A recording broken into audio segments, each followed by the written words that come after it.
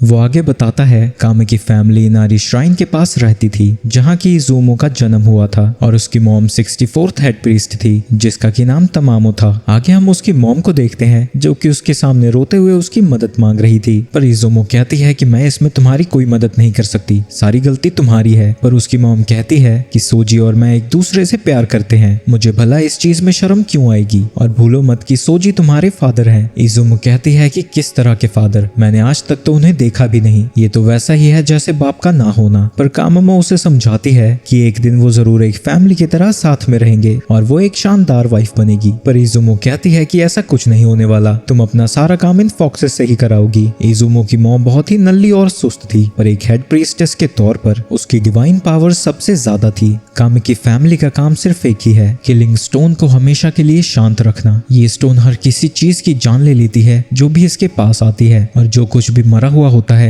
उसे जिंदा कर देती है। उस किलिंग स्टोन के अंदर 9-tailed फॉक्स है जिसे कियोमियोज ने हराया था, और उन्होंने ही कामे की फैमिली को इनामी फैमिली से अलग क्रिएट किया था, जिसका की काम 9-tailed फॉक्स को शांत रखना है। कई जनरेशन से जो भी हेड प्रीस्ट बनती है उसका नाम तमामो रख दिया जाता है, जो कि डांस रिचुअल परफॉर्म करते हैं और 9-tailed फॉक्स को अपने अंदर बुलाकर उसे शांत कराते हैं। हालांकि तमामो हेड प्रीस्टेस थी, इज़ुमो और सुको से कई लोग नफरत करते थे क्योंकि वो दोनों ही नाजायज औलादे हैं। इसके बाद जब इज़ुमो स्कूल में पहुंची थी उसे अपनी बहन की चिंता हो रही थी, तो उसका फैमिलियर उसे समझाता है कि उसके सिबलिंग्स उसका ध्यान रख रहे हैं तो वो फिक्र ना करे। वहीं ये सब देखकर बाकी के स्टूडेंट्स उसका मजाक उड़ाने लगते हैं कि वो अपने आप से ही बात कर रही है। वहीं छुट्टी के वक्त इज़ुमो सोच रही थी कि मैं किसी पे भी भरोसा नहीं कर सकती, मुझे खुद ही स्ट्रॉन्ग बनना होगा। जिसके बाद वो वही रिचुअल परफॉर्म करते करते गिर जाती है। वहीं ये सब देख के वो फॉक्सेस कहते हैं अगर तुम प्रीस्टेस बन भी गई तब भी हम तुम्हारी बात नहीं मानेंगे क्योंकि तुम जरा भी क्यूट नहीं हो। तभी पीछे से इल्यूमिनाती के कुछ मेंबर्स वहां आ जाते हैं। गिडोइन उससे बात करने जाता है पर एक लड़की उसे रोककर कहती है कि वो बात करेगी। वो इज़ुमो के पास आकर बताती है कि वो इल्यूमिनाती से है जो कि डीमंस पर रिसर्च करते हैं जैसे कि तुम्हारे पीछे खड़े हैं, और वो एक ऐसी दुनिया बनाना चाहते हैं जहाँ ह्यूमंस और डीमंस एक साथ रह सके, और हम तुम्हारे पास जो किलिंग स्टोन है उसके बारे में पूछना चाहते हैं। पर इज़ुमो साफ मना कर देती है और कहती है कि तुम लोग मुझे जरा भी ठीक नहीं लग रहे, वैसे भी सिर्फ कामे की फैमिली ही किलिंग स्टोन को छू सकती है। लेकिन वो लड़की उसे काट देते हुए कहती है अगर तुम्हारा कभी मन बदले तो तुम हमें फोन कर सकती हो। घर पहुंचकर ये सारी चीजें वो अपनी मॉम को बताने ही वाली थी, पर वो खुशी से पागल हो रखी है क्योंकि कई सालों बाद वो सोजी के साथ डेट पर जा रही है। डेट पर सोजी कह रहा था कि नारी लाइट फाउंडेशन इस जगह को एक टूरिस्ट स्पॉट में बदलना चाहती है, इससे हमारा फायदा ही होगा क्योंकि फिर वर्शिपर्स की संख्या बढ़ जाएगी। तमामो भी उससे अग्री करती है और कहती है कि कब से बच्चे तुमसे मिलना चाहते हैं तो क्यों ना कल तुम हमारे घर पर आ जाओ। पर सोजी कहता है कि ये अरेंजमेंट मुझे पसंद है, पर मैं उन बच्चों से जरा भी नहीं मिलना चाहता, ना ही मुझे उनसे कोई रिश्ता रखना है। अगर तुमने फिर से उनकी बात की तो मैं तुमसे भी दोबारा नहीं मिलूंगा। और उसी समय से तमामो बिल्कुल ही बदल जाती है। फॉक्सेस उसे रिचुअल परफॉर्म करने से मना करते हैं क्योंकि अगर उसकी इमोशनल स्टेट अनस्टेबल हुई तो 9-tailed फॉक्स उसके ऊपर हावी हो जाएगा। पर तमामो कहती है कि उसे कुछ नहीं हुआ। इसके बाद कुछ समय में वो लोग देखते हैं कि तमामो ने सोजी की जान ले ली है, जिसके बाद वो उन सबको भी मार देती है। इज़ुमो सुको को सुला रही थी तभी उसे बाहर से कुछ आवाज आती है, और बाहर जाने पर वो देखती है कि वहाँ बहुत सारा खून है और उसकी मॉम बिल्कुल ही अलग दिख रही थी। उसे देखकर तमामो कहती है ये सारी तुम लोगों की गलती है, तुम्हारी वजह से ही सोजी मुझसे नफरत करने लगे हैं। जिसके बाद वो उन दोनों पर ही हमला करने जाती है। इज़ुमो उसके अटैक को डॉज कर लेती है, और जब वो सुको को मारने जाती है वहाँ इकी आकर उसे बचा लेता है और वो इज़ुमो को वहाँ से जाने को कहते हैं। तभी वो फॉक्स भी बुरी तरह से घायल हो जाता है। इज़ुमो वहाँ से भागकर एक पीसीओ में जाती है जहाँ से वो उसी लड़की को फोन मिलाती है। जिसके बाद वहाँ इल्यूमिनाती आकर तमामो को कैप्चर करने की कोशिश करने लगते हैं। थोड़ी देर में किलिंग स्टोन वहाँ से गायब हो जाता है, यानी 9-tailed फॉक्स पूरी तरह से रेजरेक्ट हो चुका है। वहीं गिडोइन ये सब देख के हंसता है क्योंकि ऐसा होने से उनका तो फायदा ही फायदा है। वो लड़की इज़ुमो से कहती है अगर एक्सोसिस्ट को इसके बारे में पता लग गया तो वो तुम्हारी मॉम को बहुत ही बुरी तरह से मार डालेंगे, पर फिक्र मत करो, हम इन्हें सेफ रखेंगे और हम तुम्हारा भी ख्याल रखेंगे। वो सभी उन दोनों बहनों का बड़े अच्छे से ख्याल रखते हैं, पर असल में उन्हें 9-tails की पावर्स चाहिए थी क्योंकि वो इमोर्टैलिटी का एलेक्सर बनाना चाहते थे, जिसके लिए उन्होंने तमामो पर बहुत बुरी तरह से एक्सपेरिमेंट्स किए और वो हर रोज बहुत ही ज्यादा दर्द सहने के लिए मजबूर थी। और उन्होंने उन दोनों को सिर्फ इसलिए जिंदा रखा था क्योंकि अगर तमामो को कुछ हो जाता है तो वो उन दोनों को वेसल की तरह यूज कर सकते हैं। जब 10 दिन बीत जाते हैं, इज़ुमो देखती है कि उसकी छोटी बहन उसके पास नहीं है। वो चिल्ला चिल्ला कर दरवाजे को खटखटाने लगती है। तभी वो लड़की वहां आती है और उससे कहती है कि फिक्र मत करो, मुझे तुम्हें बिना बताए तुम्हारी बहन को यहाँ से लेकर जाना पड़ा और उसने उसे एक अडॉप्शन सेंटर में रख दिया है जहाँ वो जरूर सेफ रहेगी, क्योंकि अगर वो यहाँ रहती तो उसकी मॉम की तरह उन दोनों पर भी वैसे ही एक्सपेरिमेंट्स होते। इसके बाद वो उससे कहती है कि मुझे कुछ काम है, जिसके बाद हम दोनों ही यहाँ से साथ में भाग जाएंगे। पर इज़ुमो उससे कहती है कि तुम मुझे यहाँ कैद करके मत जाओ, अगर तुमने ऐसा किया तो मैं तुम पर भरोसा कैसे कर सकती हूँ। तो वो लड़की बिना दरवाजा लगाए वहां से जाने लगती है और कहती है कि यहाँ से बाहर मत निकलना, लेकिन इज़ुमो उस पर भरोसा नहीं करती थी और उसके जाते ही वो भी वहां से निकल जाती है और कहती है कि वो खुद सुकुमो को बचाएगी। वहीं वो लड़की यहाँ किए जा रहे भयानक एक्सपेरिमेंट्स के बारे में डेटा इकट्ठा कर रही थी। तभी वहां पे गिडोइन आ जाता है और कहता है लगता है तुम उसके रूम को बंद करना भूल गई थी। और हम देखते हैं कि वो इज़ुमो को भी साथ में लेकर आया था। आगे वो कहता है कि मुझे उसकी छोटी बहन नहीं मिल रही। कल जब मैंने कहा था कि मैं उसे एक्सपेरिमेंट्स में यूज करने वाला हूँ, उसके बाद ही मैंने देखा कि तुम किसी अडॉप्शन एजेंसी में गई थी। क्या तुम इसके बारे में कुछ जानती हो? इसके बाद वो उस लड़की को पकड़ने को कहता है और बुरी तरह से मारने के बाद वो उसे एलेक्सर का इंजेक्शन लगाने वाला था, जिससे अगर वो लकी रही तो उसकी बॉडी इमॉर्टल हो जाएगी, अगर अनलकी तो उसी वक्त उसकी मौत हो जाएगी। ये सब देख के वो लड़की डर जाती है और उससे माफी मांगने लगती है। तो वो कहता है ठीक है, मेरे सामने इल्यूमिनाटी का ओथ पढ़ो। जिसके बाद वो उस पूरे ओथ को पढ़ती है और वो कहता है कि लॉर्ड लूसीफर की तरफ से मैं तुम्हें माफ करता हूँ। पर तभी वो उसे इंजेक्शन लगा देता है और कहता है कि ये तो बस एक छोटा सा मजाक था। उस इंजेक्शन के लगते ही वो दर्द से चिल्लाने लगती है और कुछ देर में ही उसकी मौत हो जाती है। वो आगे इज़ुमो को बताता है कि हम तुम्हारी मॉम का यूज करके ऐसा ड्रग बना रहे हैं जो कि ह्यूमंस की बॉडी को रिजनरेट कर सके, और जब तुम्हारी मॉम टपक जाएगी हमें तुम्हें और तुम्हारी बहन को यूज करना होगा। इसलिए तुम्हारी मॉम के बाद तुम्हें 9 टेल्स को इनहेरिट करना होगा। हाँ, अगर तुम ऐसा करना नहीं चाहती तो हमें मजबूरन तुम्हारी बहन को यूज करना होगा। तुम नहीं जानती कि इल्यूमिनाटी की पहुंच कहां तक है। हमें सुको को ढूंढने में ज्यादा समय नहीं लगेगा। वहीं इज़ुमो सोचने लगती है कि ये सब इसलिए हो रहा है क्योंकि मैंने दूसरों पर भरोसा किया। अगर मैंने खुद ही सब कुछ किया होता तो ऐसा होता ही नहीं। और वो डिसाइड करती है कि वो आगे से कभी किसी की मदद नहीं लेगी, ना ही किसी पर भरोसा करेगी। और वो उनके एक्सपेरिमेंट्स में हिस्सा लेने के लिए मान जाती है, इस शर्त पर कि वो सुकुमो को कुछ नहीं करेंगे। आगे वो सभी इज़ुमो को एक्सपेरिमेंट्स के लिए लेकर जा रहे थे, पर जैसे ही वो डोर के पास पहुंचते हैं इज़ुमो पागलों जैसी हरकतें करने लगती है और जब वो लोग उसे पकड़ने आते हैं उनके ऊपर हमला करने लगती है। जिसके बाद वो अपने फेमिलियर्स को समन कर देती है और वहां से भागने लगती है। उसके पीछे शिमा के साथ साथ बाकी सभी भी चले जाते हैं। तभी एक बंदा गिडोइन को बताता है कि कुछ घुसपैठिए उनकी बिल्डिंग में आ चुके हैं। जब इज़ुमो वहां से भाग रही थी, मीके उसे बताता है कि उसके दोस्त यहाँ उसे बचाने आए हैं, पर वो कहती है कि वो उनके साथ नहीं जाएगी। अगर वो यहाँ से बाहर निकल गई तो वो खुद ही अपनी बहन को ढूंढेगी। इसके बाद हम 10 मिनट पहले का सीन देखते हैं। वो सभी को बताता है कि उस बड़ी सी बिल्डिंग के नीचे उनकी लेबोरेटरी है और यहाँ लोग जो भी खाना खाते हैं वो एक तरह से उनके लिए एक ड्रग है, जिससे उनके सारे इमोशंस धीरे धीरे खत्म हो जाते हैं और वो बस खुशी फील करते हैं। तभी वो देखते हैं कि रेन अभी तक उसे खा ही रहा था, तो वो जल्दी से उसको खाने से रोकते हैं। कोमरू कहता है कि हमने भी तो ये सब खाया था पर हम पर तो कोई असर नहीं हुआ। तो वो फॉक्स बताता है कि उनके ऊपर एक मेडिसिन हब काम कर रहा है और वो याद करते हैं कि प्लेन में उन्होंने शमी का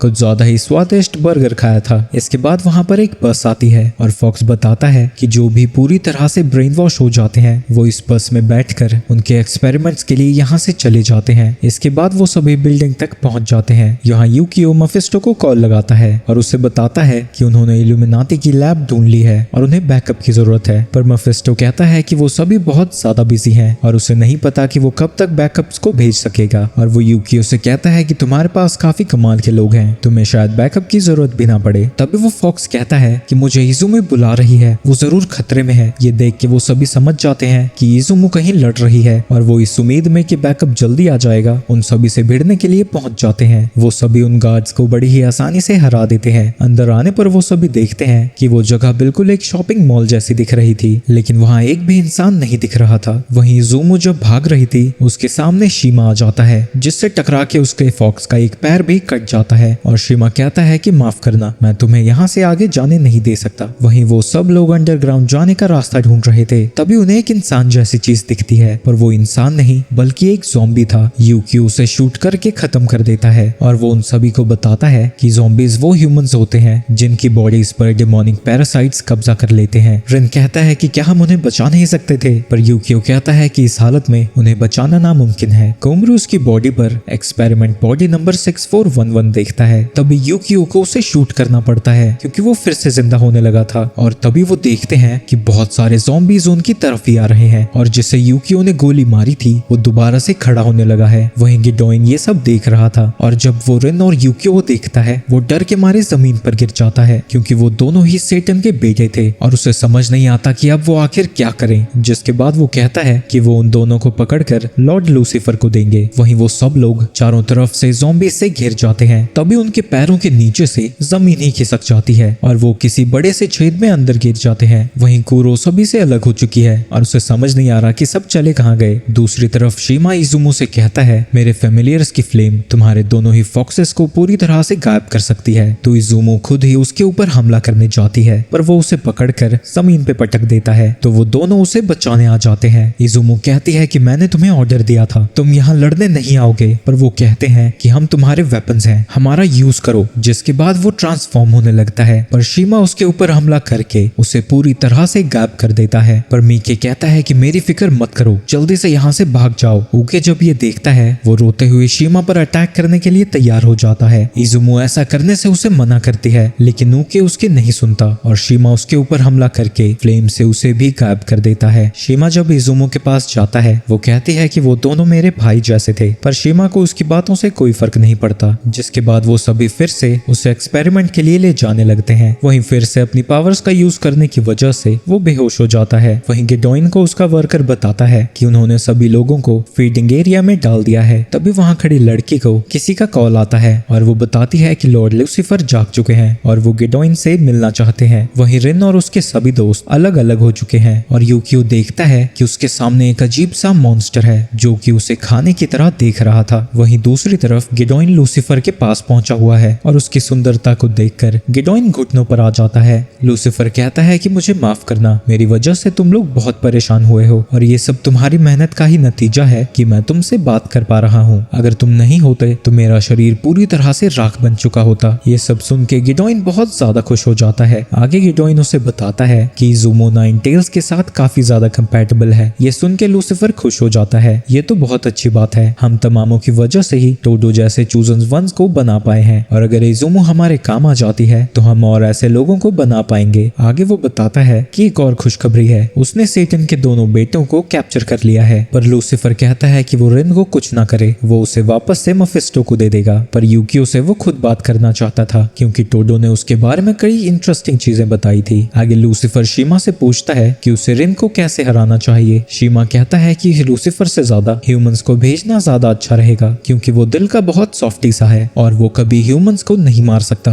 लूसीफर आगे बात कर ही रहा था तभी उसकी आंखों से खून बहने लगता है और वो गिडोइन से कहता है कि सब कुछ अब तुम्हारे एलेक्सर की सक्सेस पर ही डिपेंड करता है। इसके बाद गिडोइन और शीमा वहां से निकल जाते हैं। तभी उनके पास एक बंदा आता है और वो बताता है कि उसने इजुमो की कंपैटिबिलिटी चेक की और 20 बार चेक करने के बावजूद भी उसकी ट्रांसप्लांट कंपैटिबिलिटी 0.08% ही आ रही है। ये सुन के गिडोइन हैरान हो जाता है क्योंकि जब उन्होंने एक साल पहले उसे टेस्ट किया था वो 87% कंपैटिबल थी लेकिन गिडोइन के पास अब कोई ऑप्शन नहीं था। तो वो लो कंपैटिबिलिटी होने पर भी एक्सपेरिमेंट को आगे बढ़ाना चाहता है और वो गार्ड को तैयारियां करने के लिए भेज देता है। वहीं गिडोइन पगलाने लगता है कि आखिर वो करे क्या। वो लूसीफर को निराश नहीं कर सकता था तो वो सोचता है कि लगता है उसे रिन को मारना ही होगा और वो कहेगा कि गलती से वो मर गया। इसके बाद वो सर्वेलेंस रूम में आकर सभी मॉन्स्टर को वहां से बाहर निकाल देता है। वहीं रिन इतने भयानक मॉन्स्टर को देखकर भी उससे लड़ना नहीं चाहता था। वहीं कोमरू जब उस पर हमला करता है वो देखता है कि उसके जख्म आसानी से हील हो जाते हैं और उसे यकीन है कि वो अकेले उसे नहीं हरा सकता। तभी वो मॉन्स्टर उसे पकड़कर खाने लगता है पर किसी तरह कोमरू अपने वेपन से उसके ऊपर अटैक कर देता है जिससे वो उसे नीचे गिरा देता है। इसके बाद कोमरू थोड़ा सा डिस्टेंस बना लेता है पर वो देखता है कि उसका वेपन भी उस मॉन्स्टर के अंदर अब्सॉर्ब हो रहा है। तभी वो मॉन्स्टर उसके ऊपर हमला कर देता है जिसे वो डॉज करता है और देखता है कि वहां दीवार थोड़ी डैमेज हो चुकी थी तो वो बार बार उसे उकसाता है और उसके हर हमले को डॉज करता रहता है। जिसके बाद वो दीवार पूरी तरह से टूट जाती है जहां से कोमरू निकल जाता है। पर आगे जाने पर वो देखता है कि रास्ता ऊपर को जा रहा था और वो मॉन्स्टर भी उसके पीछे से आ ही रहा है। तभी वो देखता है कि उसके सामने कूरो खड़ा था। जिसके बाद कूरो अपने शरीर को बड़ा करके उस पाइप को तोड़ देता है और वो दोनों ही वहां से बाहर आ जाते हैं। लेकिन तभी वो मॉन्स्टर भी उनके पास आ जाता है। कूरो कहता है कि मुझे बहुत जोर की भूख लगी है, ये जाकर रिन और बाकी सबको बताओ। कोमरू को लगता है कि कूरो उसे बचाना चाहता जाता है, इसलिए वो उसे लड़ाई से दूर भेज रहा है और वो उसे थैंक यू बोलता हुआ वहां से चला जाता है। वहीं कुरो को समझ नहीं आता कि वो रो क्यों रहा है। इसके बाद कोमरो एक वेंट को खोलता है और देखता है कि यूकियो ने अपने मॉन्स्टर को हरा दिया है। यूकियो उससे कहता है कि वो बाकी सबको बचाए, वो अकेला यहाँ से बाहर निकल जाएगा। वहीं कोमरो जब वहां से जा रहा था उसे अपने बगल में ही शीमा दिखता है। वहीं वो मॉन्स्टर शैमी को खाने ही वाला था, पर वो उसकी चीख सुनकर उसे छोड़ देता है, जिसके बाद वो नी को समन करती है। वहीं दूसरी तरफ फ्यूजी उस मॉन्स्टर के ऊपर बजूका से हमला करता है, जिसके बाद वो स्पेल कास्ट करके उसके सामने एक शीशा सा बना देता है। जब वो मॉन्स्टर अपनी शक्ल को देखता है वो चौंक कर जमीन पर गिर जाता है और कहने लगता है कि मुझे घर जाना है। तभी कोमरू देखता है कि एक कंटेनर में धमाका होता है, जिसमें से रिन बाहर आता है और कोमरू के पूछने पर वो बताता है कि उसने मॉन्स्टर को हराया नहीं, बस वहां से भाग निकला। और तभी वो देखते हैं कि वो मॉन्स्टर पीछे से उनकी तरफ ही आ रहा है, जिसके तुरंत बाद ही उनके एक पास वाले कंटेनर से बहुत सारे पेड़ बाहर आते हैं और उसमें से शैमी आती है, जो उन्हें बताती है कि उसने अपने मॉन्स्टर को हरा दिया है। तभी वो मॉन्स्टर उनके पास पहुंच जाता है तो रिन अपनी फ्लेम्स का यूज करके उन सभी कंटेनर्स को ब्लास्ट कर देता है, जिससे वो सभी लोग वहां से बाहर आ जाते हैं। तभी वहां स्पीकर से उन सभी को आवाज आती है कि डोइन खुद को इंट्रोड्यूस करता है कि वो फार ईस्ट लेबोरेटरी का लीडर है और ये वो पवित्र जगह है जहां वो अमृत की खोज कर रहा है। तुम लोगों की यहाँ आने की हिम्मत कैसे हुई? और ये सब सुन के वो सभी समझ जाते हैं कि शायद वो सभी लोग इजुमो पर भी एक्सपेरिमेंट करना चाहते हैं ताकि वो अमृत को बना सके, और जो इतने सारे ज़ॉम्बीज हमें दिखे थे वो सब भी इसके एक्सपेरिमेंट्स का ही नतीजा है। गिडोइन कहता है कि तुमने सही कहा, हमें हमारे एक्सपेरिमेंट्स के लिए यहाँ बहुत सारे टूरिस्ट को बुलाना पड़ा। ये सुन के रिन परेशान होने लगता है, पर गिडोइन कहता है कि तुम फिक्र मत करो, उन सभी ने जो खाना खाया था उसमें हमने स्पेशल ड्रग मिलाया था, जिससे एक्सपेरिमेंट्स के दौरान उन्हें जरा भी दर्द नहीं होता और उनके मन में हमेशा ही खुशी के हार्मोन्स रिलीज होते रहते हैं। और इन सब के लिए तुम्हें लॉर्ड लूसीफर का थैंक यू कहना चाहिए, क्योंकि वो ह्यूमंस को दर्द देना नहीं चाहते थे। तुम एक डीमन हो क्या? बिल्कुल भी नहीं, मैं तो ह्यूमन हूँ। तभी वो एक बटन दबाता है, जिससे उस मॉन्स्टर की नेक में लगा एक पिल एक्सप्लोड हो जाता है, जिसके अंदर एलिक्सर था, जिससे उनकी बॉडी लगातार डिस्ट्रॉय हो रही है और रिजनरेट हो रही है और धीरे धीरे वो ऐसे बन जाएंगे कि कोई बता नहीं सकेगा कि वो पहले कभी ह्यूमंस भी थे। ये सब देख कर इनको गुस्सा आ जाता है। तुम खुद को इंसान कैसे कह सकते हो? मुझे इंसानों से नफरत है। वो रिसर्च के नाम पर अलग अलग जानवरों पर रिसर्च करते हैं, उन्हें पता नहीं कितने दर्द से गुजरना पड़ता है। तो क्या ये बेहतर नहीं होगा जब इंसानों के लिए इंसानों पर ही रिसर्च की जाए? इससे बड़ा न्याय क्या हो सकता है?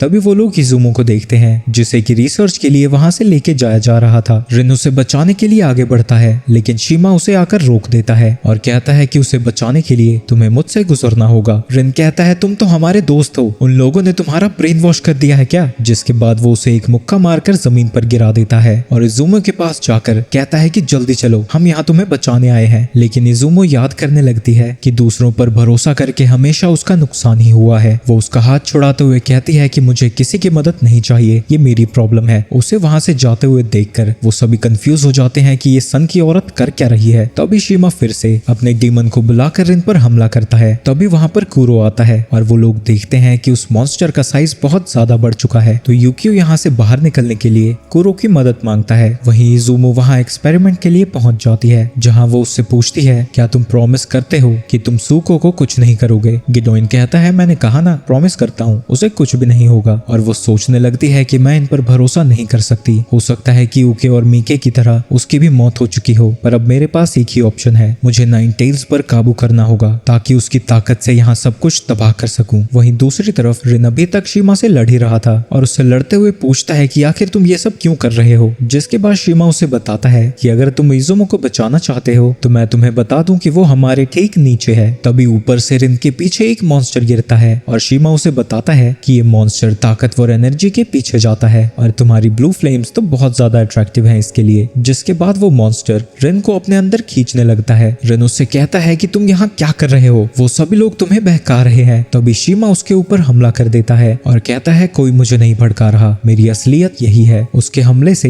रिन कमजोर फील करने लगता है और वो मॉन्स्टर उसे अपने अंदर खींच लेता है। इजुमो अपना रिचुअल परफॉर्म कर रही थी, जहाँ गिडोइन कहता है कि चाहे वो कंपैटिबल ना हो, पर एक बार वो नाइन टेल फॉक्स इजुमो के अंदर आ गया तो वो मास्क उसे अंदर ही कैद करके रखेगा। रिचुअल परफॉर्म करते हुए इजुमो देखती है कि वो मॉन्स्टर उसकी मॉम से बाहर आ रहा है, लेकिन थोड़ी देर में ही वो उसके अंदर वापस चला जाता है और तभी पीछे से उसके ऊपर कोई हमला करता है। गिडोइन बताता है कि किसी वजह से तुम्हारी कंपैटिबिलिटी बहुत नीचे जा चुकी है, पर इसीलिए मैंने तुम्हें वो मास्क दिया है ताकि ताकि वो नाइन टेल मॉन्स्टर तुम्हें पोजेस कर सके। इसके बाद वो मास्क को एक्टिवेट कर देते हैं और वो जबरदस्ती नाइन टेल्स को इजुमो की बॉडी को पोजेस करने के लिए फोर्स करने लगता है। वहीं उस मॉन्स्टर के अंदर रिन को अलग अलग ह्यूमंस की आवाजें आने लगती है और उसे समझ नहीं आता कि आखिर वो करे क्या। वहीं इजुमो को बहुत ज्यादा दर्द हो रहा था और अब नाइन टेल्स उसकी बॉडी के ऊपर कब्जा करने लगा है और इजुमो उससे लड़ने की कोशिश कर ही रही थी, पर तभी उसे नाइन टेल्स की आवाज आने लगती है जो उसे कह रही थी कि शायद सुकुमो पहले ही मर चुकी है और वो बिल्कुल शीमा जैसी ही है। उसने सबको धोखा दिया है और उसका मर जाना ही बेहतर होगा। लेकिन उसी वक्त ऊपर से रिन नीचे उतरता है और उसके वहां हमले से एक जोरदार धमाका होता है। उसे देख के गिडोइन की फट जाती है और वो उससे कहने लगता है कि तुमने उस ज़ॉम्बी को मार ही दिया, तुम भी मेरे जैसे ही हो। वो बड़बड़ कर ही रहा था तभी रिन जाकर उसे खींच के मुक्का मारता है और वो उड़ता हुआ जाकर दीवार में टकरा जाता है। और जब उसका बुत्था वहां से नीचे उतरता है वो देखता है कि उसके सभी साथी वहां से जल्दी से भाग जाते हैं। वहीं शीमा ऊपर खड़ा होकर ये सब देख रहा था और अपने बॉस से पूछता है कि उसे क्या करना चाहिए, जो कि उसे सब कुछ इग्नोर करने को कहती है। इजुमो उससे कहती है कि वो उसे छोड़कर उसकी मॉम को यहाँ से लेकर चली जाए। रिन कहता है कि अब तुम्हारी मॉम कहाँ से आ गई, तो इजुमो अपने मॉम की तरफ इशारा करती है। वहीं सभी ज़ॉम्बीज उस बड़े से मशीन के अंदर कूदने लगते हैं और वो सभी गिरते हुए उनके रूम में ही आ रहे थे और वो चारों तरफ से ज़ॉम्बीज से घिर जाता है।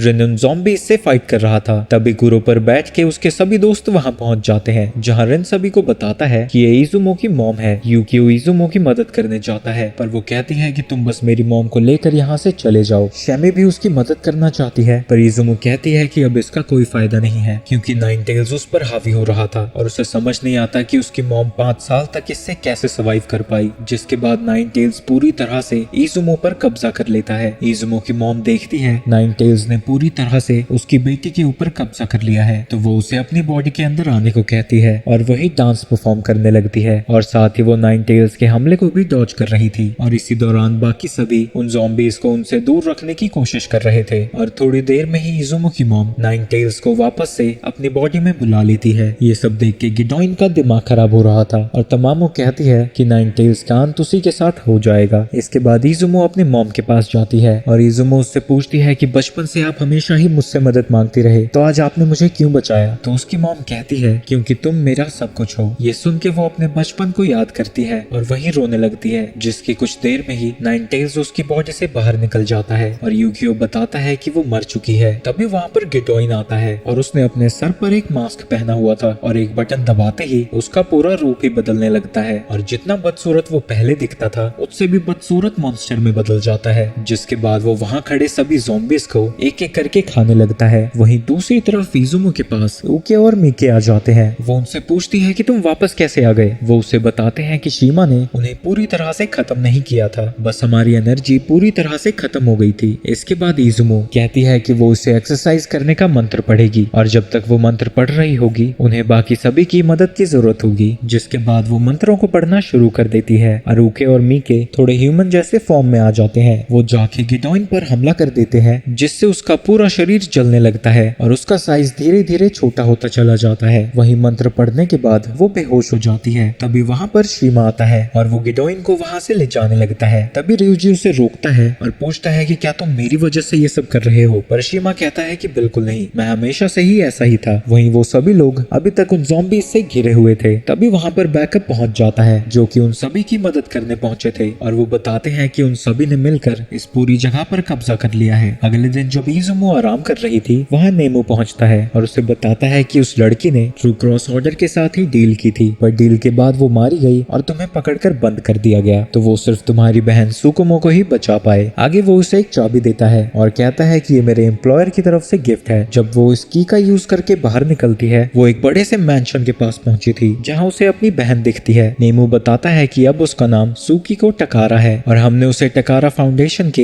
एक सब्सिडियरी को दे दिया जिनके कोई भी बच्चे नहीं थे और एक तरह से वो मेरी कजन हुई और टकारा फाउंडेशन का हेड मफिस्टो है। आगे वो कहता है कि यहाँ तुम्हारी बहन के पास सब कुछ है तो तुम्हें किसी भी चीज की फिक्र करने की कोई जरूरत नहीं है। इसके बाद इजुमो सुकुमो से मिलने जाती है पर उसे देखकर सुकुमो बिल्कुल नहीं पहचानती। इजुमो जब उसे उसका डॉल दिखाती है वो कहती है कि वो उससे गुम हो गया था और वो इजुमो का शुक्रिया अदा करती है। जिसके बाद वो वहाँ से जाने लगती है। जब वो वापस शमी के पास पहुँचती है वो कहती है कि मेरी एक छोटी बहन थी जिसके लिए मैं इतना सब कुछ करती आई, मुझे तो ये भी नहीं पता था कि वो जिंदा है या मर चुकी है, पर आज मुझे पता चला कि उसकी मॉम और डैड भी है और वो बहुत खुश लग रही थी। ये सब देखकर मैं भी बहुत खुश हूँ, पर उसे मैं बिल्कुल भी याद नहीं। वो मुझे कैसे भूल सकती है? वही इतनी सारी चीजें उसे बताते हुए देखकर शैमी थोड़ी खुश हो जाती है और ये सारी चीजें बाहर रियूजी खड़ा होकर सुन रहा था। तभी वहाँ पर रिन और कोमरू आते हैं और वो दरवाजे के बाहर आके फिर से अपनी नौटंकी शुरू कर देता है। रियूजी उसे चुप रहने को कहता है, पर तब तक काफी देर हो चुकी थी और इजुमो उन सभी पर हमला कर देती है। अगले दिन वो अपनी मॉम की ग्रेव पर थी और श्रद्धांजलि देने के बाद वो अपने दोस्तों के साथ वापस जाने लगती है। जब वो वापस जा रहे थे, उन्हें रास्ते में शीमा के दोनों बड़े भाई मिलते हैं। रियूजी उनसे माफी मांगता है क्योंकि वो शीमा को वापस नहीं लेकर आ पाए थे, पर उल्टा वो दोनों भी उससे माफी मांगते हैं क्योंकि असल में शीमा उनके लिए स्पाई का काम कर रहा है। पर शीमा को बचाने के लिए इस चीज के बारे में कम से कम लोगों को पता होना चाहिए था। ये सुन के रियूजी गुस्सा हो जाता है। वो कहता है कि तुम्हें पता है कि इल्यूमिनाटी कैसी ऑर्गेनाइजेशन है, वहाँ ह्यूमंस को कैसे ट्रीट किया जाता है। पर जूजो कहता है कि ये जॉब शीमा ही करना चाहता था और वो आगे बताता है कि एकेडमी में जाने से पहले एक लड़की ने उसे ये कार्ड दिया था और कहा था कि ये लाइट फाउंडेशन का इनविटेशन है। जूजो उससे कहता है कि दोबारा उस लड़की के पास मत जाना और वो कहता है कि पिछले कई सालों से लाइट फाउंडेशन ऑर्डर के कई लोगों को रिक्रूट कर रही है। शीमा के फादर ये सारी चीजें मफिस्टो को बता रहे थे और कहते हैं कि शीमा तो अभी ऑर्डर का मेंबर भी नहीं है, वो भला एक बच्चे को क्यों रिक्रूट करना चाहते हैं। मफिस्टो कहता है कि इल्यूमिनाटी में हमारे कई सारे स्पाइज हैं, पर वो ज्यादा हायर पोजीशन पर नहीं पहुंच पा रहे हैं, तो इसीलिए वो शीमा को स्पाई की तरह हायर करना चाहता है। और उसे लगता है कि वो शीमा को इसलिए रिक्रूट करना चाहते हैं क्योंकि उसके पास यामांताका की ब्लैक फ्लेम्स हैं, तो इसीलिए उसे लगता है कि अगर उसने ज्वाइन किया तो वो इल्यूमिनाटी के कोर मेंबर्स तक पहुंच पाएगा। पर शीमा के फादर इसके लिए मना कर देते हैं और कहते हैं कि वो सिर्फ एक बच्चा है, एक स्पाई बनने के लिए उसे अपने फैमिली और सभी दोस्तों को धोखा देना होगा। पर तभी शीमा कहता है मुझे ये जॉब एक्सेप्ट है और उसका एक भाई उसे पीछे से घसीट कर लाता है। वो उससे पूछते हैं कि तुम वहाँ कब से थे? शीमा बताता है कि शुरुआत से ही। ये सुन के मफिस्टो कहता है देखा तुमने, ये तो स्पाई बनने के लिए ही पैदा हुआ है। उसके फादर उसे समझाने की कोशिश करते हैं कि ये तुम्हारे लिए ठीक नहीं होगा, पर शीमा यही करना चाहता था और ये सारी चीजें जूजो उन सभी को बता रहा था। इसके बाद हम इल्यूमिनाटी को देखते हैं जहाँ गिडोइन अजीब से कीड़े में बदला हुआ है और लूसीफर उसे बताता है कि हम अभी लूमिनस डोमिनस एयरक्राफ्ट में है, जिसे कि नॉर्थ अमेरिका की लेबोरेटरी में बनाया गया था। गिडोइन उससे पूछता है कि उसकी लैब का क्या हुआ, तो वो बताता है कि हमने उसे छोड़ दिया है और वो पूरी तरह से ट्रू क्रॉस ऑर्डर के कब्जे में है और मैं वहाँ रिकवर या आराम करने के लिए नहीं गया था। मुझे पहले ही रिपोर्ट्स मिली थी कि उस लैब में बड़े घिनौने काम होते हैं और मैं अभी तक यकीन नहीं कर पा रहा कि तुम लोगों को इतनी तकलीफ कैसे दे सकते हो। गिडोइन उससे माफी मांगने लगता है और कहता है कि ये सब तो मैं बस आपके लिए करना चाहता था। लूसीफर कहता है कि तुम्हें माफी मांगने की कोई जरूरत नहीं है, मेरे सबऑर्डिनेट्स की गलती मेरी ही गलती है। वो उसका हाथ पकड़कर कहता है कि आप सच में कितने दयालु हैं। गिडोइन कहता है कि अब मैं एक छोटा सा ह्यूमन नहीं रहा, मैं अब स्पेशल बन चुका हूँ, अब मैं आपके लिए बहुत कुछ कर सकता हूँ। पर लूसीफर कहता है कि तुम बस एक ऑर्डिनरी ह्यूमन ही हो, जिसके बाद वो उसे एक्सप्लोड कर देता है। पर इससे उसकी हालत और खराब होने लगती है और वो कहता है कि क्योंकि अब हमने वॉर को डिक्लेयर कर दिया है, हमारे पास ज्यादा समय नहीं है। जिसके बाद वो एक मास्क निकाल कर पहन लेता है और कहता है कि जो भी हमें स्लो करेगा या हमारे रास्ते में आएगा, उन्हें हमें बिना किसी दया के खत्म करना होगा। जिसके बाद वो लड़की सभी से इल्यूमिनाटी के ओथ को बोलने को कहती है। इसके बाद हम क्रैम स्कूल में पहुंच जाते हैं जहाँ की अभी भी थोड़े थोड़े लोग दुखी थे। तभी वहाँ रिन पहुंचता है और कहता है मैं हूँ शीमा, और बिल्कुल शीमा की तरह ही एक्टिंग करने लगता है। जिसके बाद वो सभी को कैंडी देने लगता है, वो रियूजी को भी देता है और वो कैंडी लेते हुए कहता है कि अब चुपचाप करके बैठ जाओ। रिन बैठकर रोने लगता है और कहता है कि इसमें मेरी भी गलती है, मैंने प्रॉमिस किया था कि मैं उसे वापस लेकर आऊंगा। लेकिन तभी वहाँ पर शीमा आ जाता है और कहता है स्वागत नहीं करोगे हमारा। वो अपनी डेस्क पर जाकर बैठ जाता है और रिन से पूछता है तुम कौन हो? मैं शीमा हूँ। शीमा तो मैं हूँ। तभी वहाँ पर यूकियो आ जाता है और सभी की अटेंडेंस ले रहा होता है। वो सबसे पहले रिन का नाम लेता है, पर वहाँ रिन को ना देख के वो कहता है कि लगता है वो एब्सेंट है। जिसके बाद वो बाकियों की अटेंडेंस लेने लगता है। वहीं शैमी को समझ नहीं आ रहा था कि यहाँ हो क्या रहा है। तभी वो शीमा का नाम लेता है और दोनों ही उसमें हाँ बोलते हैं और यूकियो कहता है अच्छा आज दो शीमा आए हैं, और वो बाकियों की अटेंडेंस लेने लगता है। तभी शीमा चिल्लाता है तुम्हें दिखाई नहीं दे रहा है यहाँ दो शीमा है, तुम्हें इसमें कुछ भी अजीब नहीं लग रहा? यूकियो कहता है कि उसे लगा था कि शायद उसका कोई टेस्ट लिए जा रहा है, इसलिए वो सावधानी बरत रहा था। जिसके बाद शीमा सभी से कहने लगता है शीमा द स्पाई वापस आ चुका है, क्या तुम मुझसे कुछ कहना नहीं चाहते? रियूजी गुस्से में उसके पास जाता है पर उसकी कुटाई करने की जगह उसे गले लगाता है और कहता है कि मैं खुश हूँ तुम ठीक हो, और मैं तुम्हारी कुटाई सिर्फ एक शर्त पर नहीं करूंगा, तुम यहाँ तक वापस कैसे आ गए? इज़ुमो भी उससे पूछती है कि उसने उके और मिके को जिंदा क्यों छोड़ दिया, तो शीमा कहता है ये मेरा सेकंड रिबेलियस फेज था। उसका जवाब रियूजी को बिल्कुल पसंद नहीं आता और वो उसके सर को ही फोड़ देता है, जिससे उसका काफी खून बहने लगता है। जिसके बाद वो उसे उठाकर फेंक देता है। जिसके बाद इजुमो भी अपने स्पिरिट से उस पर हमला करती है और वहाँ कोमरू भी उसकी पिटाई करने के लिए पहुंच जाता है। तभी उसके पास रिन आता है और कहता है कि मैं तुम्हारी मदद कर सकता हूँ, और कहता है कि अगर तुम सिर्फ अपने कच्चे में रहोगे तो कोई तुम्हें नहीं मारेगा। शीमा उसे रोकने की कोशिश करता है, पर रिन उसके सारे कपड़े जला देता है। उसे जलता हुआ देखकर शमी वहाँ आने लगती है और कहती है कि ऐसे तो तुम उसे मार दोगे। वो शीमा की मदद के लिए अपना हाथ बढ़ाती है, पर उसके उठते ही शमी जोर से उसके सर पर मारती है, क्योंकि रिन ने उसका कच्चा तक भी नहीं छोड़ा था। तभी वहाँ पर मेफिस्टो आता है और बताता है कि वेटिकन से हमारा कोई गेस्ट आया है और हम सभी उससे मिलने जा रहे हैं। जिसके बाद वो चुटकी बजाते ही उन सभी को अपने ऑफिस में ले आता है और वो देखते हैं कि वहाँ लाइटनिंग आया हुआ था। वो रिन को देखकर उसके पास आ जाता है। अच्छा, तो तुम हो शैतान की औलाद, मैं कब से तुमसे मिलना चाहता था। देखने में तुम तो बिल्कुल एक नॉर्मल बच्चे जैसे लगते हो। इसके बाद वो सभी बैठ जाते हैं और लाइटनिंग बताता है कि वो यहाँ ये पता लगाने आया है कि वो शीमा पर भरोसा कर सकते हैं या फिर नहीं। कोमरू उससे पूछता है कि अगर आपको लगता है कि वो भरोसे लायक नहीं है तो उसके साथ क्या होगा। लाइटनिंग कहता है कि हमें फिर इसे टॉर्चर करना होगा। ये सुन के शीमा फट जाती है। आगे लाइटनिंग पूछता है कि वो यहाँ तक कैसे पहुंचा। इसके बाद हम देखते हैं कि क्या हुआ था। शीमा की बॉस ने उसे कहा था कि वो वापस से ट्रू क्रॉस एकेडमी में जाएगा। शीमा कहते हैं कि अगर मैं वापस चला गया तो पता नहीं मेरे साथ वो क्या क्या करेंगे, पर उसकी बॉस कहती है कि तुम्हें किसी भी तरह वहाँ जाना ही होगा। अगर तुम ट्रू क्रॉस को इन्फिल्ट्रेट नहीं कर सकते तो तुम हमारे किसी काम के नहीं हो, तो चाहे तुम कुछ भी करो, पर उनका भरोसा तो तुम्हें जीतना ही होगा। तो वो ट्रू क्रॉस और इल्यूमिनाटी दोनों का ही स्पाई बना बैठा है। मेफिस्टो कहता है कि हमें बस शीमा को सही तरीके से यूज करना होगा और हम इल्यूमिनाटी को हरा सकते हैं। लाइटनिंग कहता है कि हाँ, अगर हम इस पर भरोसा कर सकते हैं तो।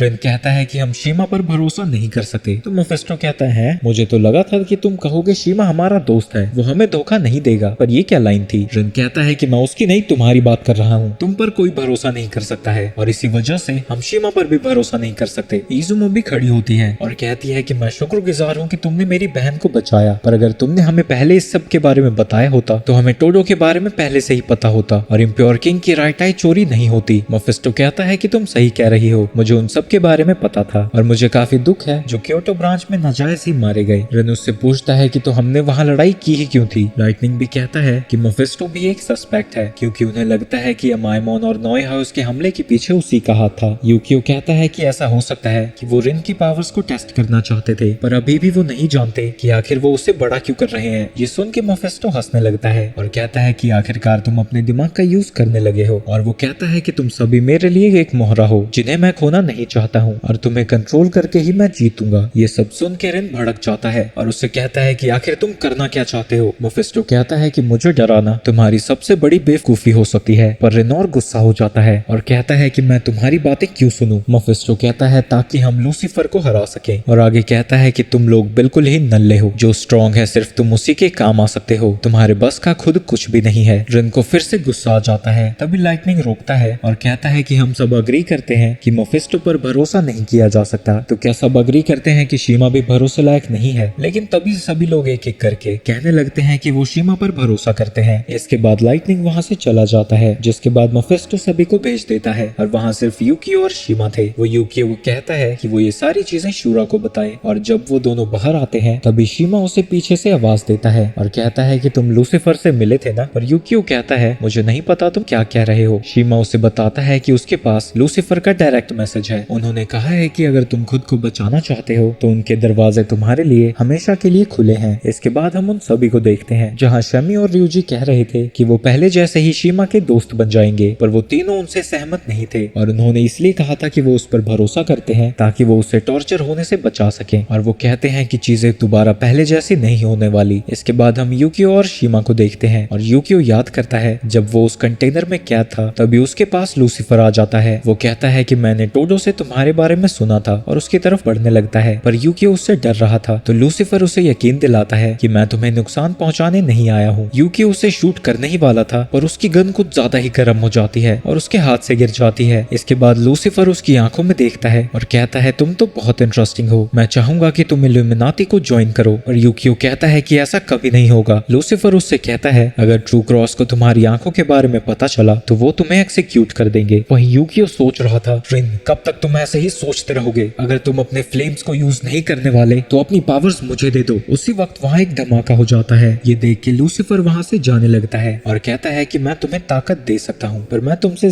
जबरदस्ती नहीं करूंगा। अगर तुम अपनी असली शक्तियों को जगाना चाहते हो तो कभी भी मेरे पास आ सकते हो और तुम्हारे जन्म के सीक्रेट्स को भी बता सकता हूँ। इसके बाद लूसीफर वहाँ से चला जाता है और यूकियो शीमा को बताता है कि वो लूसीफर से मिलने नहीं वाला। इसके बाद शीमा वहाँ से जाने लगता है पर यूकियो उसे रोक कर पूछता है, तुम हमारी ही साइड हो ना? शीमा कहता है, हाँ यार बिल्कुल। अगली सुबह शीमा और रियूजी जॉगिंग करते हुए मिलते हैं और शीमा की बड़बड़ के जवाब में रियूजी कहता है कि जो तुम करना चाहते हो वो कर सकते हो, पर मैं तुम पर जरा भी भरोसा नहीं करता। इसके बाद एक टनल में उसे इल्यूमिनाटी का एक बंदा मिलता है जिसे शीमा कहता है कि उसने यूकियो को सब कुछ बता दिया है। तो वो बंदा कहता है कि उस पर प्रेशर डालते रहो। इसके बाद शीमा वहाँ से चला जाता है और सोचने लगता है कि मुझे माफ करना, पर मुझे ये सब करने में बड़ा मजा आ रहा है। इसके बाद यूकियो हॉस्पिटल में आता है और उसे सारी चीजें बता देता है। तो ब्लू एक्सॉर्सिस्ट का सीजन 3 यहीं पर खत्म होता है। अगर आपकी कोई एनिमे रिकमेंडेशन है तो उसे कमेंट कर देना। मिलते हैं अगली वीडियो में।